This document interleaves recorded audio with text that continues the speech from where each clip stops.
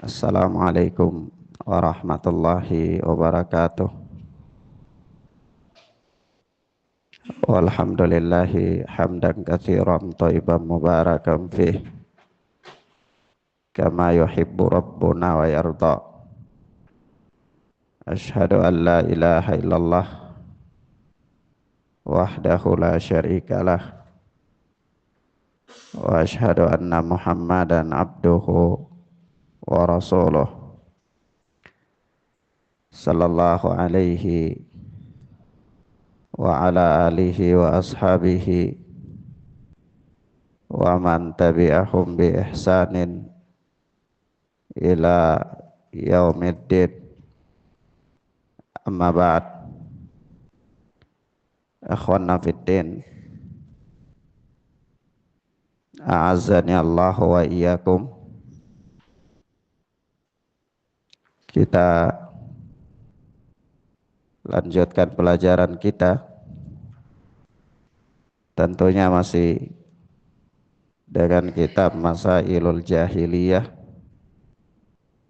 oleh Syekh Al-Mujaddid Muhammad bin Abdul Wahhab rahimana wa rahimahullah. Kita masuk pada Al-Mas'alatu Tsaniyah, permasalahan yang kedua dari problematika jahiliyah,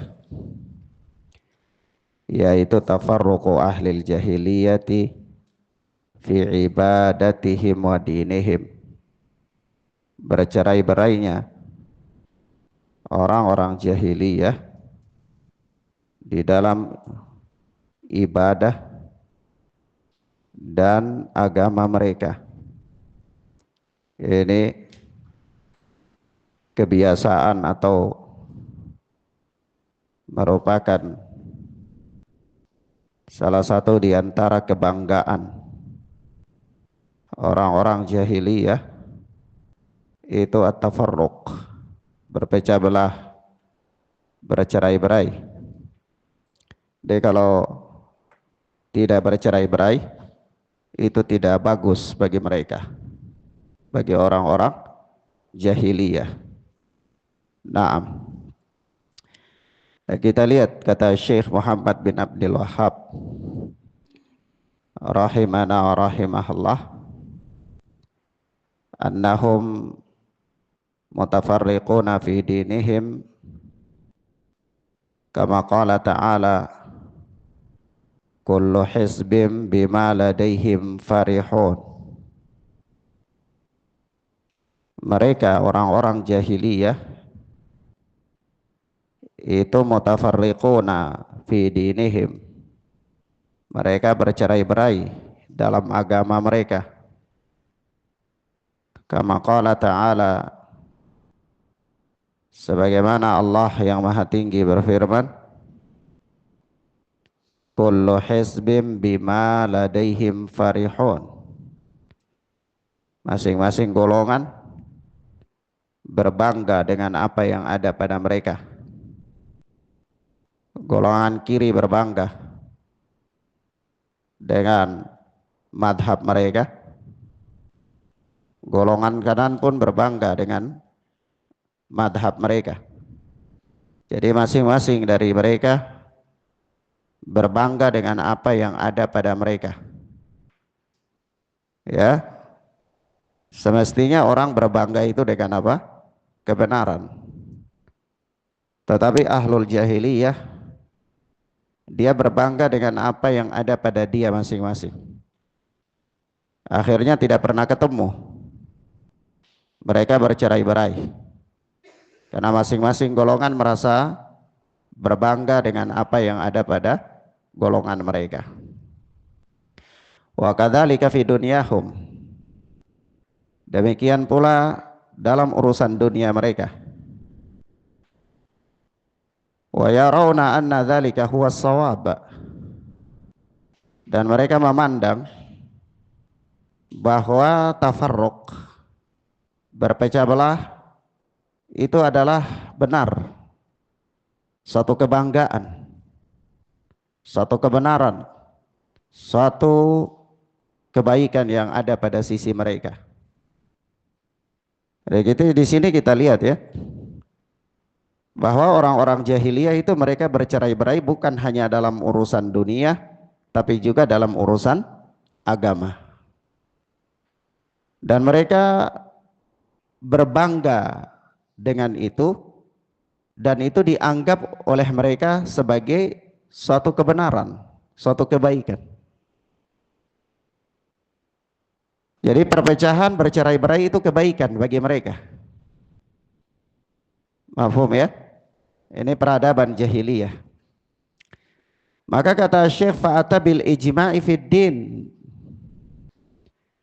Maka Allah Subhanahu wa taala datang dengan perintah untuk bersatu dalam agama.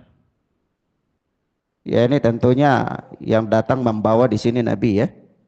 Nabi datang membawa perintah, datang dengan persatuan dalam agama, seruan untuk bersatu dalam agama.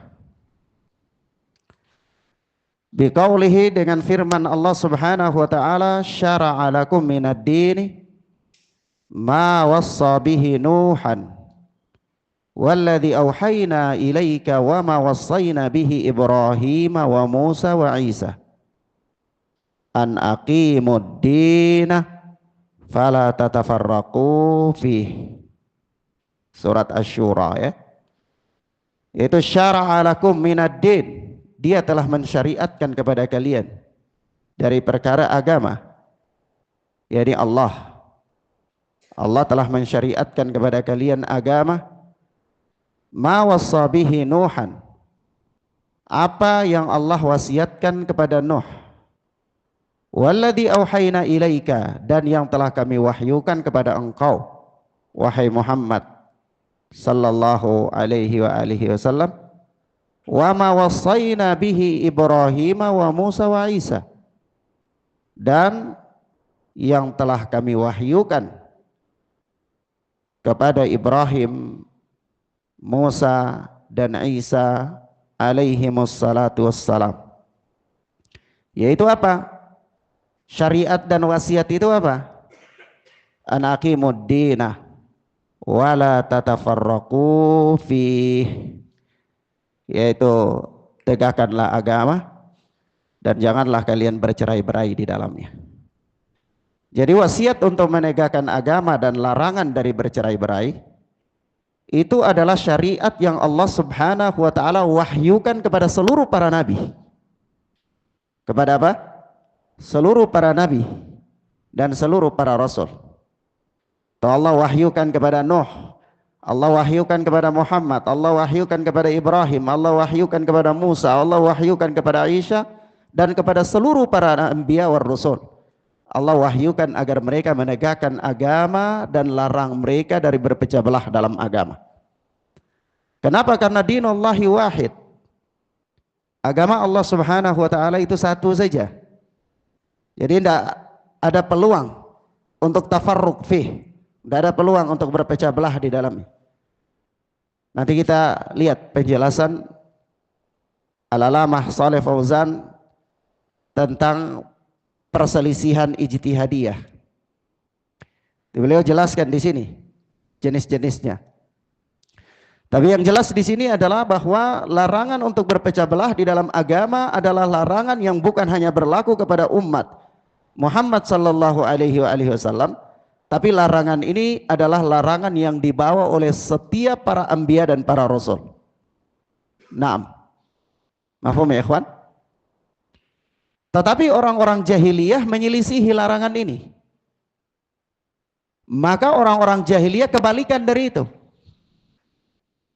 Dari agama yang dibawa oleh para nabi dan para rasul. Yaitu mereka senang berpecah belah, senang berselisih, dan mereka menganggap itu sebagai suatu kehebatan, suatu kebaikan pada mereka. Mafhum ya ikhwan? Baik. Kemudian kata Syekh Muhammad bin Abdul Wahhab rahimana wa rahimahullah, wa qala ta'ala, dan Allah yang maha tinggi berfirman, innal ladina farraqu dinahum wa kanu syi'a lasta alaihim fi syai'. Yaitu apa? Dan orang-orang yang memecah belah agama mereka, mencerai-beraikan agama mereka. Wa kanu syi'a, dan mereka berkelompok-kelompok. Lasta minhum fi syai', yaitu tidak ada kewajiban sedikit pun engkau atas mereka. Jadi engkau telah menyeru mereka untuk bersatu, engkau telah melarang mereka dari perpecahan, engkau telah menerangkan kepada mereka syariat. Lalu seandainya kalau mereka tetap terus dalam keadaan demikian, maka itu tidak ada tanggung jawab Rasul sallallahu alaihi wasallam atasnya. Paham ya ikhwan? Nah begitu pula seorang dai yang menyeru manusia kepada agama Allah Azza wa Jal, dia menerangkan kepada manusia Al-Quran, dia menerangkan kepada manusia As-Sunnah. Lalu sekiranya manusia berpecah belah, itu tidak ada urusan bagi dia. Oleh sebab itu jangan tersubhati dengan perkataan yang mengatakan jangan mendakwakan tauhid, nanti orang bercerai-berai. Jangan mendakwakan sunnah, nggak boleh menyinggung bid'ah, nanti orang tercerai-berai. Tidak ada urusannya orang tercerai-berai dengan kita, tidak ada urusan. Urusan kita adalah menerangkan kepada manusia tauhid dan menerangkan kepada manusia sunnah, memperingati manusia dari kesyirikan dan memperingati manusia dari kebid'ahan.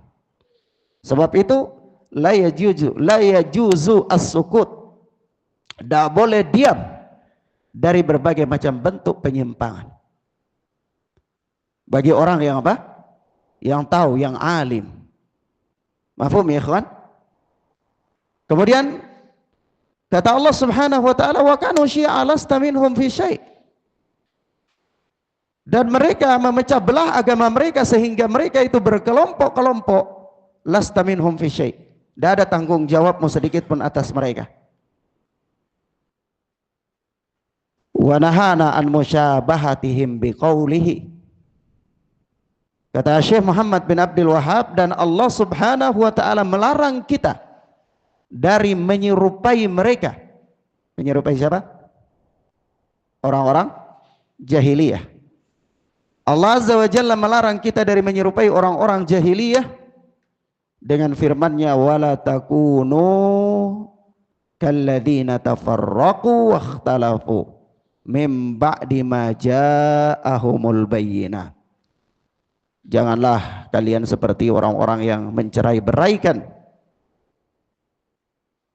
orang-orang yang bercerai-berai, wakhtalafu, dan mereka berselisih, mim ba'di ma ja'ahumul bayyinah, setelah datang kepada mereka keterangan yang jelas.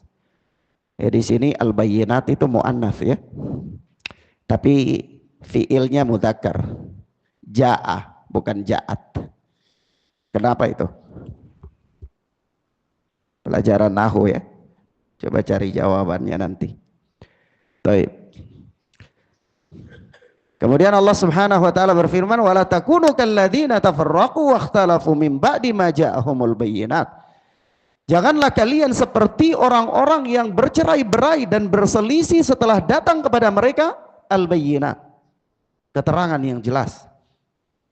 Ikhwan, terkadang manusia itu ketika dia masih jahil, itu dia nurut, dia bersatu, dia anteng, ya, dia menghindari sebab-sebab perpecahan. Tapi begitu dia diberikan ilmu, maka disitulah terjadi perpecahan dan perselisihan. Nah, orang berselisih bukan karena kejahilan, orang berselisih karena telah diberikan ilmu oleh Allah Subhanahu wa taala. Ini uqubah, ini hukuman, ini adab, ini ibtila. Nah, orang-orang jahiliyah itu mereka berselisih bukan karena mereka berada dalam keadaan jahil, tidak. Allah Subhanahu wa taala mengatakan mim ba'di ma ja'ahumul bayyinat, setelah datang kepada mereka ilmu. Mestinya orang ketika diberikan ilmu itu dia semakin rendah, dia semakin menghindari sebab-sebab perpecahan, dia semakin menghindari sebab-sebab perselisihan. Tetapi orang-orang jahiliyah ketika diberikan ilmu, dia semakin pongah, semakin angkuh, maka terjadilah perpecahan di antara mereka. Tidak ada jalan temu di antara mereka. Nah, ini peradaban jahiliyah yang Allah Subhanahu wa taala nahana an musyabahatihim. Allah melarang kita dari menyerupai mereka.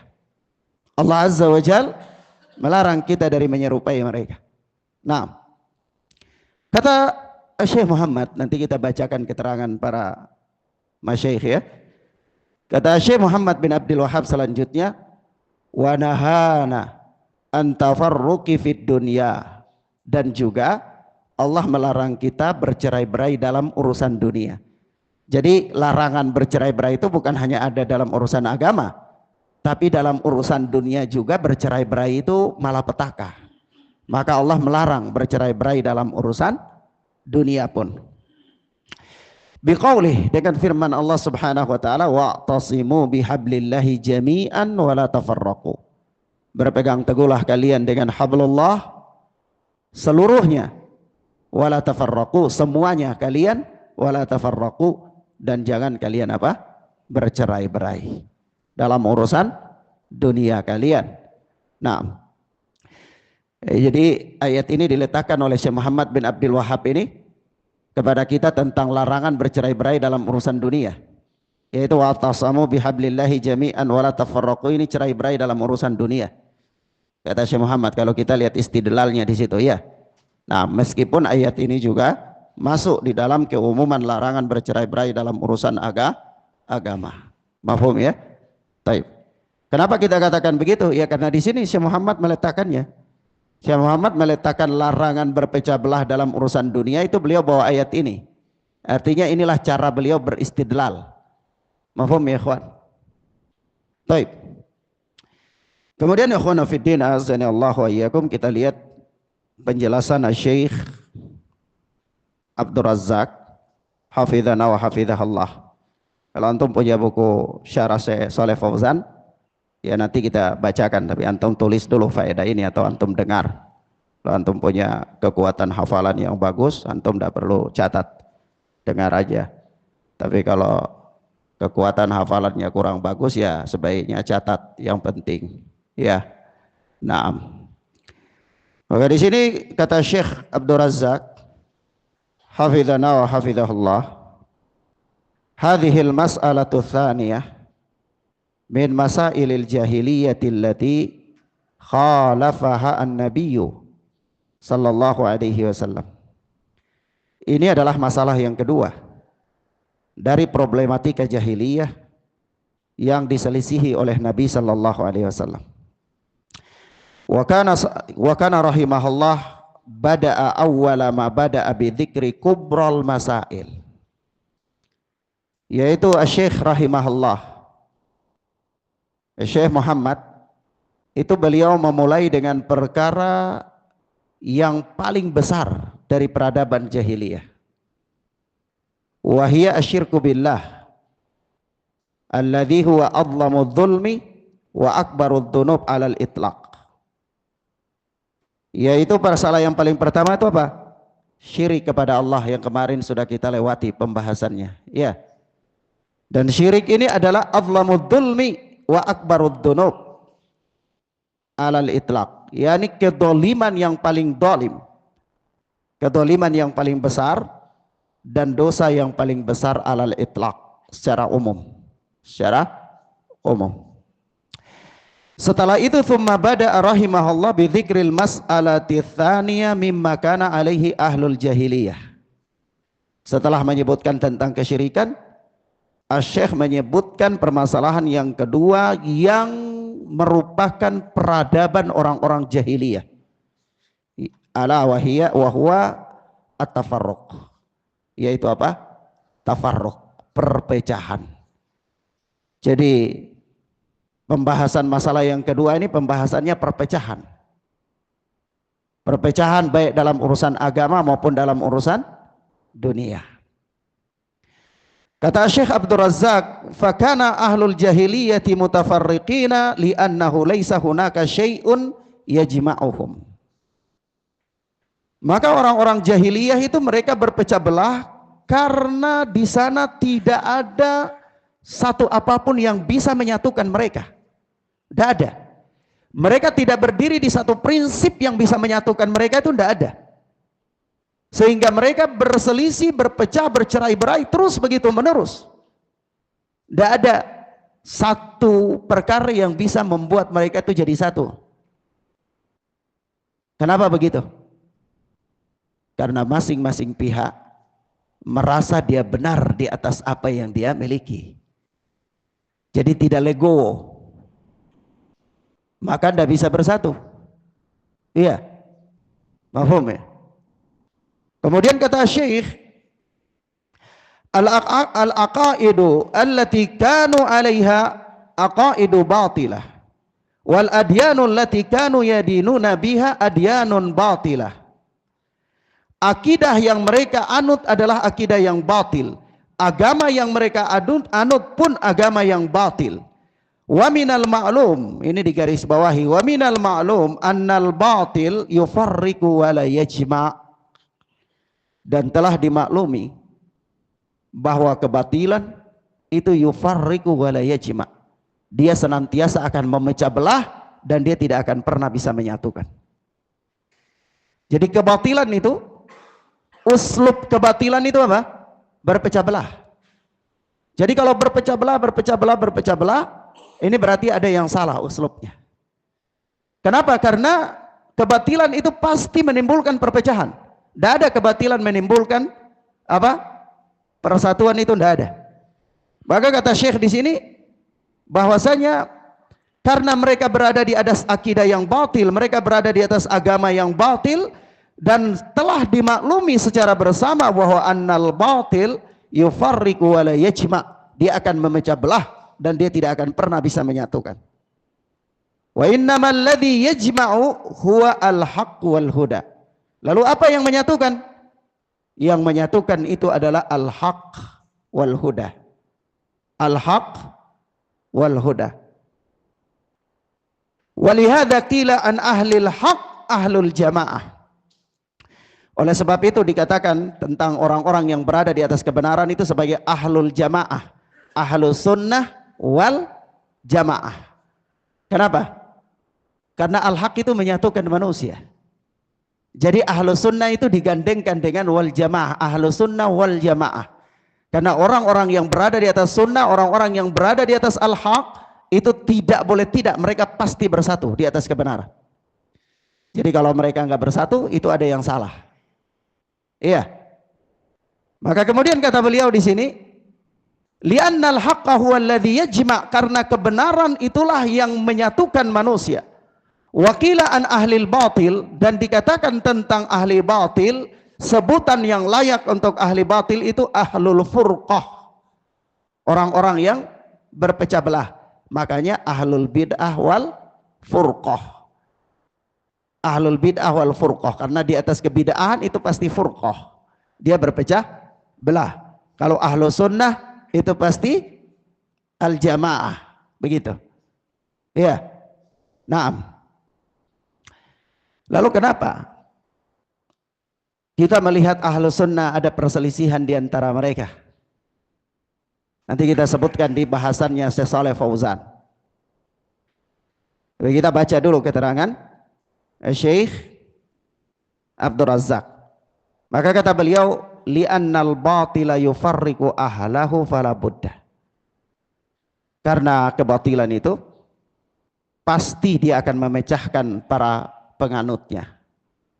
Orang-orang yang berada di atas kebatilan itu pasti mereka berpecah belah. Jadi kaidahnya kebenaran itu menyatukan, kebatilan itu mencerai-beraikan. Itu kaidahnya. Iya. Jadi kalau ditanya kenapa ahlul jahiliyah mereka bercerai-berai? Jawaban sederhananya karena mereka berjalan di atas kebatilan. Mafhum ya? Baik. Kemudian kata Syekh Abdul Razak, hafizana wa hafizahullah. Fa ahlul jahiliyati kanu mutafarriqin. Maka orang-orang jahiliyah mereka selalu berselisih, berpecah belah. Tahsabuhum jami'an wa qulubuhum syatta. Engkau mengira mereka itu bersatu padahal hati-hati mereka beraneka ragam. Ya. Jadi kalau kita lihat orang-orang yang berada di atas kebatilan ya di zaman modern ini seolah-olah mereka bersatu. Dan kalau dalam urusan memusuhi ahlu sunnah, itu seolah-olah mereka solid sekali dalam memusuhi ahlu sunnah. Padahal kalau antum masuk ke dalamnya, qulubuhum syatta, hati mereka bercerai-berai. Kenapa? Karena berbeda kepentingan. Begitu juga orang-orang, misalnya orang-orang partai-partai. Antum lihat dari luar mereka bersatu, mereka besar, tapi qulubuhum syatta, hati mereka bercerai-berai. Kenapa? Karena berbeda kepentingan. Orang ini punya kepentingan ini, orang ini punya kepentingan ini, orang ini punya kepentingan ini. Akhirnya mereka itu perselisihannya itu berada di di balik layar. Iya. Kenapa ahlu sunnah tidak demikian? Allah tidak mensifati orang-orang yang berada di atas al-haq demikian. Karena orang-orang yang berada di atas al-haq itu tidak punya kepentingan selain daripada mencari keselamatan. Mereka tidak punya kepentingan. Mereka akan berselisih ketika mereka bergeser dari kepentingan inti mereka. Orang berada di atas kebenaran, kepentingan intinya itu adalah mencari keselamatan. Tapi ketika dia berada di atas kebenaran, tujuannya bergeser dari kepentingan utama, maka mereka akan berselisih. Kenapa? Karena qulubuhum syatta itu. Qulubuhum syatta, hati berbeda-beda. Mafhum ya ikhwan? Ketika orang berada sama-sama di atas kepentingan, di atas al-haq, tapi yang satu pingin kedudukan, yang satu pingin jabatan, yang satu pingin harta benda yang banyak, berselisih nanti enggak? Nanti berselisih.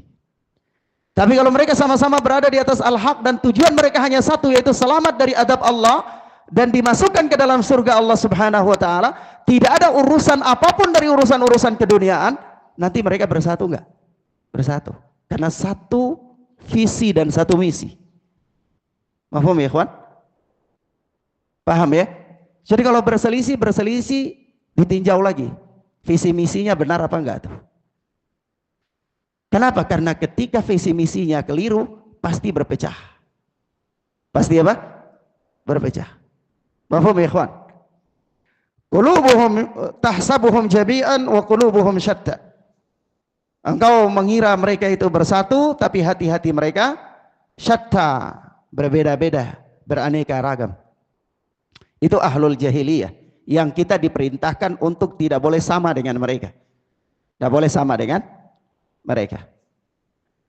Kata Syekh Abdul Razak, al-aqaidul lati ya'taqidunaha mutafawitatun abadu arbaban mutafarriqina fatafarraqu fi anfusihim wakhtalafu wa nashabat bainahumul adawat wa uriqat fihimud dima wa kathurat fihimul fitan wa dzalika kulluhu li'iradihim anil haqqi wal huda. Akidah mereka, akidah yang dianut oleh mereka, yang diyakini oleh mereka itu mutafawitah, ya, berbeda-beda. Abadu arbaban mutafarriqin, mereka menyembah Tuhan-Tuhan yang bermacam-macam. Fatafarraqu fi anfusihim, akhirnya mereka sendiri berpecah belah. Iya, satu kabilah tapi Tuhannya 10. Berpecah enggak? Berpecah. Iya. Paham ya? Satu kelompok besar menyeru manusia supaya harus bersatu. Kita harus bersatu. Bersatu dengan apa? Bersatu di bawah akidah yang bermacam-macam. Ada di antara golongan manusia yang banyak itu ada 10 orang penyembah kubur, ada 20 orang penyeru kepada para wali, ada 15 orang mengagungkan benda-benda pusaka. Akhirnya berselisih enggak? Berselisih enggak? Berselisih. Kenapa? Akidah mereka beraneka ragam, Tuhan yang mereka sembah bermacam-macam. Akhirnya pada diri mereka sendiri itu berpecah belah dan berselisih.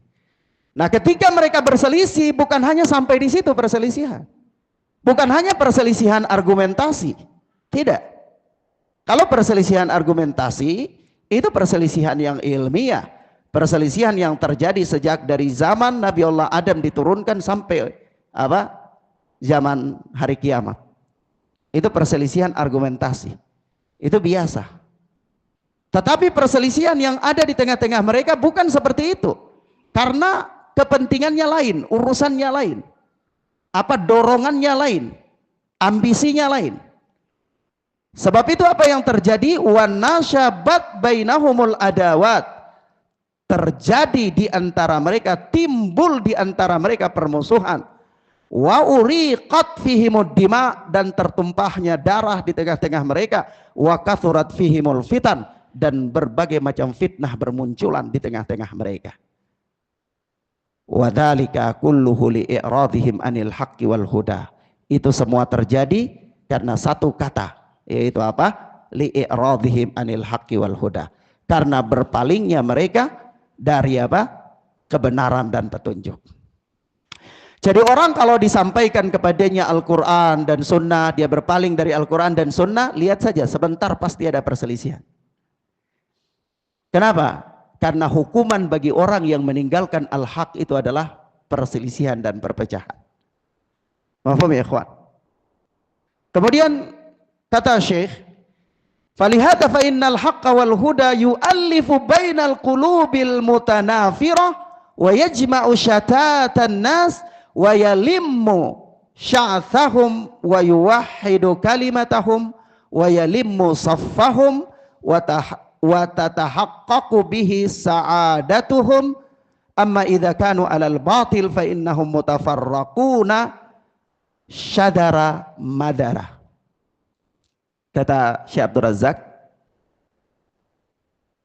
oleh sebab itu, walihada fa innal haqqa wal huda, kebenaran dan huda, petunjuk, itu yu'allifu bainal qulubil mutanafirah. Dia mempersatukan hati-hati yang mutanafirah itu yang bermusuhan, yang berjauhan. Dia mempersatukan hati-hati yang berjauhan. Itu kebenaran dan al-haq. Wa yajma'u syatatan nas, dan dia menyatukan manusia yang tercerai-berai. Wa yalimmu, ada yang membacanya yalummu tapi kurang tepat.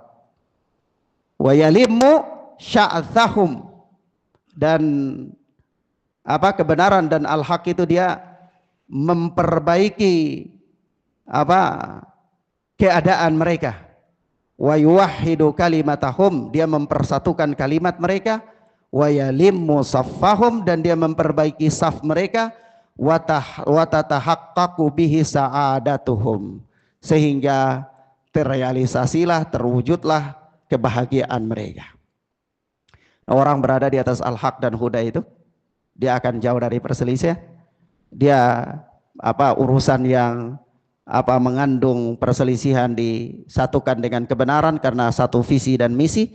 Akhirnya apa yang terjadi, hati-hati mereka yang renggang itu rapat karena mereka sama-sama berada di atas kebenaran, maka terlaksanalah, tercapailah, terrealisasilah kebahagiaan di antara mereka. Amma idza kanu 'alal batil, adapun apabila mereka berada di atas kebatilan, fa innahum yatafarraquna syadara madara. Adapun apabila mereka berada di atas kebatilan, maka mereka akan tercerai-berai. Syadara madara, syadara madara. Syadara itu terpecah. Madara juga artinya tersebar. Tapi kalau kita terjemahkan maksudnya mereka akan terpecah belah kemana-mana. Yani ke segala arah. Mereka akan terpecah belah ke segala arah. Kalau mereka berada di atas kebatilan. Iya. Nah, maka kalau ditanyakan kepada kita bahwa Ustadz, melihat kondisi umat Islam di zaman ini, pertanyaan mendasar, adakah cara untuk mempersatukan umat Islam? Adakah cara untuk umat Islam itu bangkit kembali? Ada enggak? Jawabannya ada. Di mana? Ajak mereka semua untuk kembali kepada kebenaran. Karena kebenaran akan mempersatukan mereka. Tapi persoalannya kebenaran itu apa? Ketika kita mengatakan mengajak manusia kembali kepada kebenaran, definisinya kebenaran itu apa? Kalau kebenaran menurut persepsi manusia, maka kebenaran menurut orang Ambon itu bisa berbeda dengan kebenaran menurut orang Jawa Timur. Kebenaran menurut orang ateis berbeda dengan kebenaran menurut orang Hindu. Kebenaran menurut orang Yahudi berbeda dengan kebenaran menurut umat Islam. Jadi kebenaran itu siapa? Kebenaran yang dimaksudkan dengan kebenaran itu bukan persepsi manusia. Tapi kalau agama berbicara tentang kebenaran, kalau seorang sarjana teknik bicara tentang kebenaran, yaitu rumusnya rumus fisika. Iya. Kalau seorang sarjana matematika bicara tentang kebenaran, itu rumusnya matematika. 1 tambah 1, 2, itulah kebenaran. Kalau ada orang mengatakan 1 tambah 1, 3, itu salah. Kenapa? Karena rumus matematika mengatakan itu bukan kebenaran. Paham ya, ikhwan? Tapi kalau ada orang bicara tentang agama Islam, bicara tentang syariat, maka kebenaran itu harus dipandang dari sisi syariat. Maka apa yang dimaksudkan kebenaran? Kebenaran dari dalam sisi syariat itu hanya 3. Apa itu? Al-Quran, sunnah Nabi, ijma' ulama. Itu kebenaran. Nah Ustadz, ini ada seorang Syekhul Islam atau ada Ibnu Qayyim Al-Jauziyah atau ada Syekh Muqbil bin Hadi rahmatullah alaih atau ada Al-Alama Albani rahimahullah mengatakan begini Ustadz, itu kebenaran? Bukan, itu bukan kebenaran. Kenapa itu bukan kebenaran? Itu pendapat ulama. Iya, itu pendapat ulama. Pendapat ulama itu mutlak benar? Bukan. Pendapat ulama itu bukan wahyu yang turun dari langit ke-7. Mafhum ya ikhwan? Pendapat para ulama itu bukan wahyu yang turun dari langit ke-7. Tetapi pendapat ulama boleh enggak? Boleh, karena kalau enggak boleh nanti antum sama dengan ulama. Antum enggak boleh sama dengan ulama, jadi enggak boleh berpendapat sendiri, enggak boleh. Harus ada pendapat ulama. Tapi ingat, pendapat ulama bukan wahyu yang turun dari langit ke-7. Sehingga pendapat ulama harus diletakkan di bawah kebenaran. Jangan diletakkan di atas kebenaran, harus diletakkan di bawah kebenaran. Maksudnya apa? Kebenaran tadi itu apa? Al-Quran, sunnah, ijma. Jadi pendapat ulama diletakkan di bawah ini. Supaya apa? Supaya pendapat ulama adalah sarana untuk memahami kebenaran itu. Mafhum ya ikhwan? Pendapat ulama sarana untuk memahami ayat Allah. Pendapat ulama sarana untuk memahami hadis Nabi. Pendapat ulama sarana untuk berbicara tentang ijma. Itulah kedudukan pendapat para ulama. Bukan pendapat para ulama di atas lalu Al-Quran ikut dari bawah. Kalau Al-Quran atau sunnah nggak cocok dengan pendapat ulama, dibuang. Karena ini pendapat ulama, nggak boleh. Mafhum ya ikhwan? Paham ya? Karena itulah kebenaran. Apa itu kebenaran? Sekali lagi, apa itu kebenaran? Kebenaran itu Al-Quran, sunnah Nabi, ijma ulama. Itulah kebenaran. Jadi pendapat manusia siapapun itu harus berada di bawah kebenaran itu. Maka dari itu ketika Ibnu Abbas radhiyallahu taala anhu berbicara tentang haji wada bagi orang yang tidak menuntun hewan hadiyu dari negerinya, itu murid-muridnya mengatakan ya tapi Umar bin Khattab dan Abu Bakar mengatakan begini. Ibnu Abbas berbicara lalu mereka mengatakan oh Abu Bakar dan Umar bin Khattab mengatakan demikian. Antum tahu? Nabi katakan begini, kalau seandainya ada nabi setelahku maka Umar jadi nabi. Iya. Kalau seandainya aku boleh mengambil seorang kekasih maka Abu Bakar akan aku ambil menjadi kekasih. Iya kan? Mafhum? Artinya begitu besar kedudukan mereka. Tapi ketika Ibnu Abbas sedang terangkan terhadap ucapan Nabi yang kebenaran, lalu Abu Bakar dan Umar punya pendapat. Pendapat mereka itu kebenaran apa bukan? Bukan. Tadi kan kita katakan kebenaran itu adalah hadis Nabi, sunnah Nabi, Al-Quran, sunnah Nabi dan ijma. Jadi kalau pendapat Abu Bakar dan Umar itu kebenaran apa bukan? Bukan. Iya.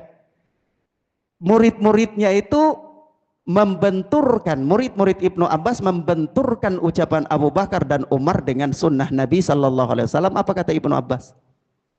Yushiku an tanzila alaikum hijaratum minas sama'. Aqulu qala Rasulullah wa taquluna qala Abu Bakrin wa Umar.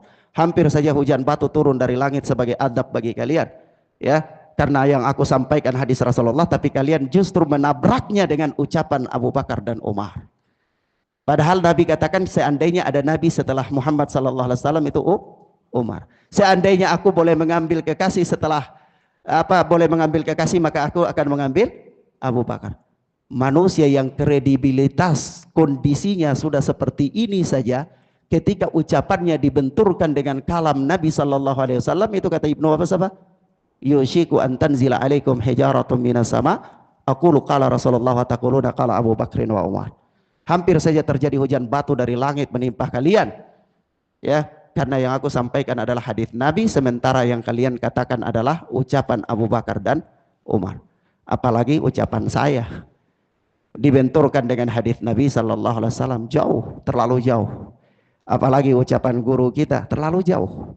Iya, apalagi ucapan syekh kita terlalu jauh. Ya, ucapan Abu Bakar saja demikian hasilnya. Mafhum ya ikhwan? Maka di sini kata beliau, kata syekh di sini, kebenaran itu mempersatukan manusia. Harus diberikan catatan. Kebenaran mempersatukan manusia. Kebenaran itu apa? Kebenaran itu Al-Quran, Sunnah, Ijma.